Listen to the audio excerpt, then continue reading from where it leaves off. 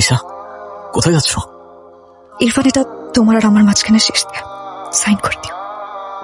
প্রতিটা রাত মোনাজাতে কাটিয়েছি, আল্লাহর কাছে শুধু চেয়েছি যেন সে তোমাকে অন্ধকারের পথ থেকে আলোতে ফিরিয়ে। কিন্তু তোমার শরীরে যে বিষ বইছে তা আমার ভালোবাসার ক্ষমতার থেকে অনেক বেশি।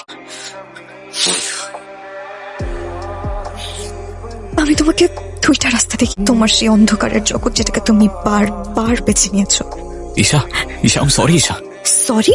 মানুষকে একবার বাঁচানো যায়, কিন্তু যে মানুষ বারবার মরতে চায় তাকে বাঁচানোর সাধ্য আমার নেই। নিজের সাজানো জান্নাত আমি নিজেই পুড়িয়ে ছাই করি, ধ্বংসের জন্য আমিই দায়ী। কিন্তু যে শয়তান আমার হাতে বিষের পেয়ালা তুলে দিয়েছিল তার সাথে হিসাবটা এখনো বাকি। কি হয়েছে তোর, বল না।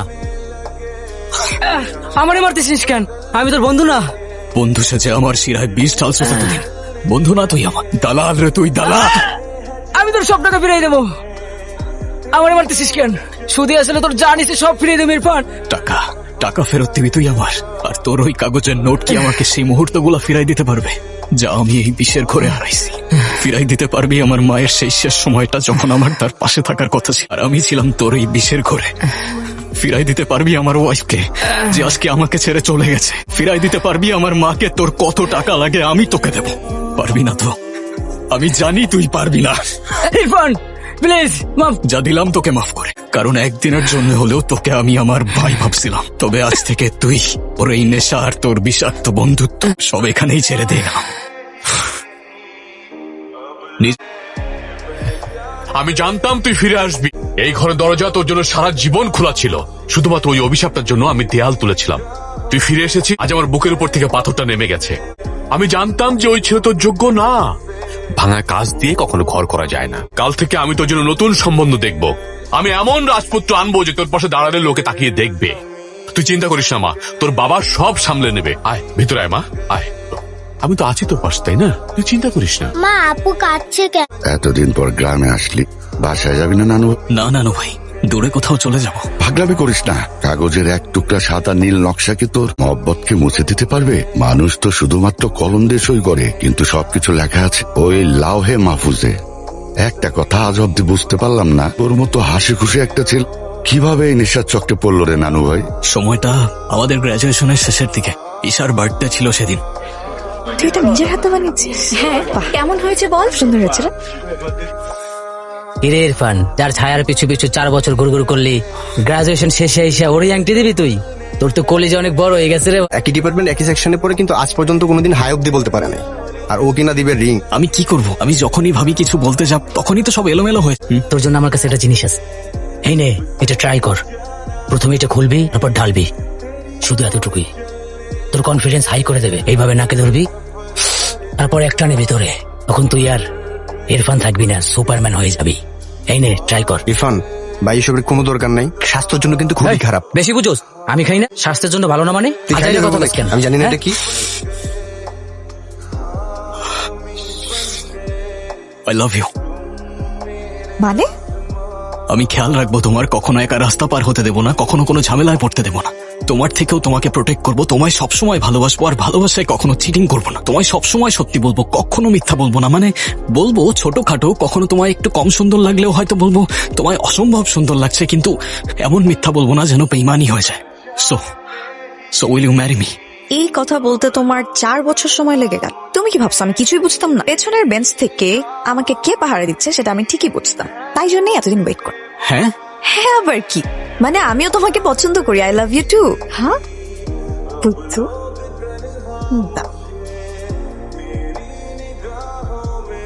তুমি হঠাৎ করে এসেছিলে একদিন আমাদের বাড়িতে, মাকে গ্রামে নিয়ে যেতে।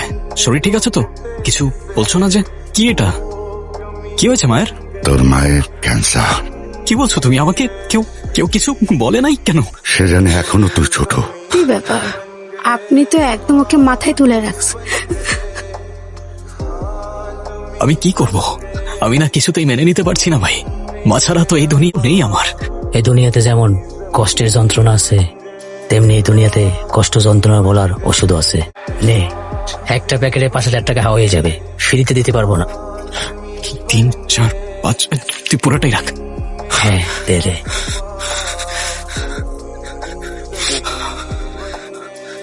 ওটাই আসলে মাকে শেষবারের মতো ভালো করে দেখতেও পারলাম না আমি, নানু ভাই। কিন্তু আমি এখন বুঝতে পারছি আমি আমার মাকে আর ভুলে থাকতে চাই না, নানু ভাই। মায়ের স্মৃতিগুলোকে ঘিরেই বেঁচে থাকতে চাই আমি। মা তোকে জীবন দিয়ে গেছে বরণ করার জন্য, দাফন করার জন্য না নানু ভাই। নসিব এখনো তোর হাতের মুঠোয়। ঈশা তোকে ঘৃণা করে না, ঘৃণা করে তোর এই অবস্থা। তোরা ঠিক থাকলে এসব কাগজ কিছুই না। এসব সাইডে রেখে ঈশার সামনে গিয়ে দাঁড়া, দাঁড়িয়ে বল আমি তোমাকে ফিরিয়ে নিতে সবকিছু করতে রাজি। মেয়েদের ভালোবাসার কাছে হিমালয় মাথা নত করে। আচ্ছা মা, তোরা নিজেরা কথা বলে সব ঠিক করে নিতে পারিস না? যে স্ত্রী স্বামীকে অন্ধকার থেকে উদ্ধার করে আনতে পারে সেই তো প্রকৃত ঘরণী। আমার কথাগুলো একটু মাথা ঠান্ডা করে ভেবে দেখিস মা। কল করে কথা কেন বলছো না? আর যদি চুপ করেই থাকতে হয় তাহলে কলই বা কেন করেছো? ফোনটা রেখে দাও। এভাবে কথা বলছো কেন? মিস করছিলাম তোমাকে, সরি। এই শব্দের কি ভালো তো আছে না? আছি, আল্লাহ যেমন রেখেছে। শেষবারের মতো একটাবার বিশ্বাস করে দেখো না। বিশ্বাস তো অনেক দামি জিনিস ইরফান।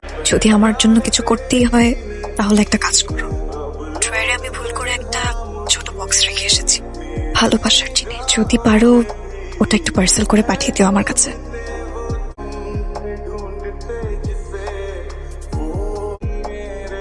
Thank you. আমার মেবি যাওয়া উচিত। কিছু বলবা? না, কি বলবো? যাও তাহলে, ভেতরে যাও। তুমি যাও, আমার বাবার বাড়ি। না মানে কারোর বাসার সামনে আসলে চা কফি না হোক, অ্যাটলিস্ট ভেতরে তো যেতে বলে না। এভাবে তাড়িয়ে কে দেয়? তো আমি তো ভেতরে আসতে না করিনি। না করনি, আবার আসতেও তো বলনি। বলিনি তো কি? বাড়ির সামনে আসলে কি তাকে কার্ড ছাপিয়ে ভেতরে ইনভাইট করতে হবে? নিজের থেকেই তো আসা যায়। ইরফান, কেমন আছো বাবা? এই। তুই কেমন মেয়ে বলতো, একটু জানাবি না? আপনি কেমন আছেন? আমি ভালো আছি। বসো বসো। জিজু কেমন আছো? এই তো আলহামদুলিল্লাহ। তুমি কেমন আছো? আমিও খুব ভালো আছি। জিজু আমার জন্য চকলেট এনেছো? এইবার তো ভুলে গেছি, কিন্তু প্রমিস যাও, নেক্সট টাইম আর ভুল হবে না, কেমন? ওকে জিজু। মুখটা এরকম শুকিয়ে গেছে কেন? তুমি মনে হয় ঠিক মতো খাওয়া দাওয়া করো না, তাই না? আচ্ছা, আজকেই তোমাকে চিংড়ি মাছের মালাইকারি করে দেবো। তুমি না অনেক পছন্দ করো। তুমি তো একটু ঝাল বেশি খাও, আমি একটু ঝাল বেশি করে দিয়েই রানবো। আসলে মা, এসবের কোনো দরকার দরকার নেই এত অত যত্নের। বের হয়ে যাও এই বাড়ি থেকে। কি আশ্চর্য, এটা কেমন ধরনের কথা? ছেলেটা বিয়ের পর প্রথম আমাদের বাড়িতে আসলো, বের হয়ে যাবে মানে কি? প্রথমবার হোক আর শেষবার, এত আবেগ আসে কোত্থেকে এই ছেলের জন্য? বাবা প্লিজ। বেরিয়ে যাও, বেরিয়ে যাও এই বাড়ি থেকে। আমি কখনো ভাবিনি তোমার এই মুখটা আমার জীবনে দ্বিতীয়বার আবার দেখতে হবে। দেখো, আমি আমার সিদ্ধান্ত বদলাবো না। একটা এতিম ছেলের কাছে আমি আমার মেয়েকে তুলে দিব না। মাথার উপর কোনো ছায়া নেই, যাদের কোনো অভিভাবক নেই, তাদের কোনো দায়বদ্ধতা থাকে না। আপনি এটা বুঝে গেলেন আমার কাছে সম্পর্কের কোনো মূল্য নেই? এখানে না বোঝার কি আছে? ওর বাবা মা নেই বলে এটা কি ওর দোষ নাকি ওর অপরাধ? আমি তোমার মেয়েকে ওর হাতে তুলে দেব না। ও আমাকে ভালোবাসে আর আমি ওকে। আমার জন্য না এটাই যথেষ্ট। আমি চেয়েছিলাম তোমাদের ভালোবাসা নিয়ে আমার নতুন জীবনটা শুরু করব। তুমি আর সেটা হতে দিলে কোথায়? তোমার এই বিয়েতে মত থাকুক আর না থাকুক, আমি ইরফানকেই বিয়ে করব। ইরফান, তুমি একটু বাইরে গিয়ে ওয়েট করো, আমি আসছি। তোমার জন্য আমার মেয়ে আমাকে ছেড়ে চলে যাচ্ছে।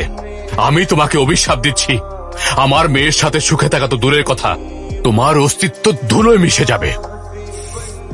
কেন আমি এই বিয়ের বিপক্ষে ছিলাম? কারণ যার পরিবার নেই, যে জানেই না একটা সম্পর্কের ভার কিভাবে বইতে হয়, সে আমার মেয়ের ভার কিভাবে বইবে। তুমি ডিভোর্স পেপারে সাইন করে চলে যাও। তবে সাইন তো আমি করতে পারবো না স্যার, যতদিন না আমার ভালোবাসা দিয়ে আপনার মেয়ের অভিমান ভেঙে ওকে এখান থেকে নিয়ে যেতে পারি। আপনার অনুমতি আর দোয়া নিয়ে আপনার মেয়েকে নিয়ে যাবো ইনশাল্লাহ। আমি বেঁচে থাকতে তো অসম্ভব। আরবিতে একটা প্রবাদ আছে স্যার, মান সাবরা জাফরা, যে ধৈর্য ধরে সে জয়ী হয়। আমি ধৈর্য ধরবো, চেষ্টা করে যাব। বাকিটা তো উপরওয়ালার ইচ্ছা। একটু টিপস দাও না, কি করলে তোমার বাবা খুশি হতে পারে? আমি কেন টিপস দিব? আমি নিজেই তো তোমার উপর রেখে। ওদের বাবা মেয়ের সমস্যাটা কি? হ্যাঁ, দুটোই একই ফ্যাক্টরির কড়া মেজাজের ব্যাটারি। এই ব্যাটারি মানে?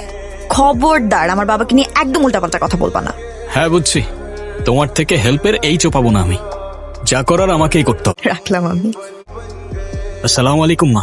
ওয়ালাইকুম সালাম। এশা, নিশি, কই তোমরা? তাড়াতাড়ি আসো, দেখো কে আসছে। এই ছেলে, গতকাল না তোমাকে আমি বাড়ি থেকে বের করে দিয়েছিলাম? কোন সাহসে তুমি আমার বাড়িতে আসছো? আর এক পা ঢোকার চেষ্টা করবে।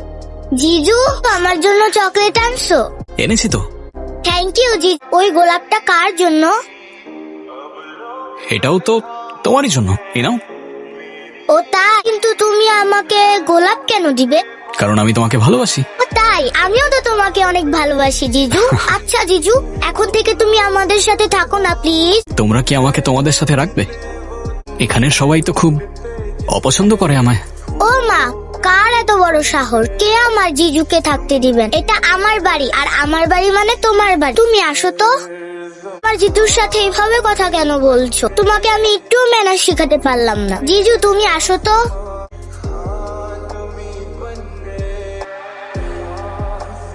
আমি আর পারছি না ঈশা, কিন্তু তোমার বাবার মন জয় করা অসম্ভব। আমি সোজা গেলে উনি উল্টো যায়, আমি ডানে গেলে উনি বামে যায়। একটা মানুষ এতটা রুট কিভাবে হতে পারে? কয়দিন ধরে না বাবার কি যেন হয়েছে। আমি গেলাম, হ্যাঁ? আমাকে হুমকি দিয়ে কোনো লাভ হবে না। আপনার যা খুশি তাই করতে পারেন আপনি। কি হয়েছে স্যার? কে ফোন দিয়েছিল? হঠাৎ রাস্তায় কে আপনি? আপনার সময়টা খুব একটা বেশি ভালো যাচ্ছে না। কন্ট্যাক্ট ফাইলে কেন সই করেন? আপনি যেখানে শপিং মল করতে যাচ্ছেন ওই জায়গাটা জলভূমি ভরাট করা। সেই মাটিতে 3 তলা বেশি ভার নেওয়ার ক্ষমতা নেই। আপনি 3 তলার জায়গায় ওখানে 10 তলার অনুমোদন চাচ্ছেন। কাল যদি ভূমিকম্পে বিল্ডিং ধসে পড়ে তাহলে আমি বেঁচে থাকতে মানুষের রক্তের উপর দিয়ে সাইন করতে পারবো না। আমাকে মাফ করুন। বাহ, বেশ দেখতে সুন্দর তো আপনার মেয়ে। ওর ছবি তোমার কাছে কি করে আসলো? পরিবারে তো মেয়ে আছে, ভাবতে হবে না? তোমাকে এত কিছু ভাবতে কে বলেছে? হ্যাঁ, আমার লড়াই আমি লড়বো, আমার পরিবার আমি দেখবো। তোমার সমবেদনা নেওয়ার মতো সময় এখন আমার আসেনি। ভালো চাইলে তুমি তোমার বাড়ি ফিরে যাও। আমি তোমার কাছে জুস চাইছি, জুস নিয়ে এসছো কেন? ভেতরে যাও, স্যার খুব প্রেসারে আছে। আবে প্রেসার কুকারে সিটি বাজছে, শুনতে পাচ্ছিস না? ভেতরে গিয়ে টেনশন রিলিজ না করে দিলে কুকার ফেটে সবাই তন্দুরি চিকেন হয়ে যাবে। আরে শর্ত স্যার। স্যার আসসালামু আলাইকুম স্যার। আপনার প্রজেক্টের ব্যাপারে পাকাপোক্ত একটা সমাধান নিয়ে আসছিলাম স্যার। ছেড়ে দাও। কিন্তু স্যার আমি খুব সাধারণ ফ্যামিলির ছেলে স্যার, মিডল ক্লাস। তোর ফ্যামিলি গল্প শোনার জন্য এখানে বসে আছি। স্যার শ্বশুর লোকটা খুব সৎ, কিন্তু দুঃখের বিষয় হচ্ছে তার ঘাড়টা প্রচন্ড তেরা। 2 নাম্বার কাজ তাকে দিয়ে করাতে পারবেন না আপনি? যদি বুঝতে না পারেন তাহলে বলছি, আব্দুর রহমানের কথা বলছি আমি। আর সমাধান করবি, সমাধান কই, সমাধান কই। সমাধান হচ্ছে ভুলে যান ওই প্রজেক্ট, ভুলে যান ওই সিগনেচার, আর ভুলে যান ওই জমির ম্যাপ। কিন্তু আমার পরিবারকে অশান্তিতে রেখে আপনি শান্তিতে অট্টালিকা করবেন, সেটা তো হতে পারে না।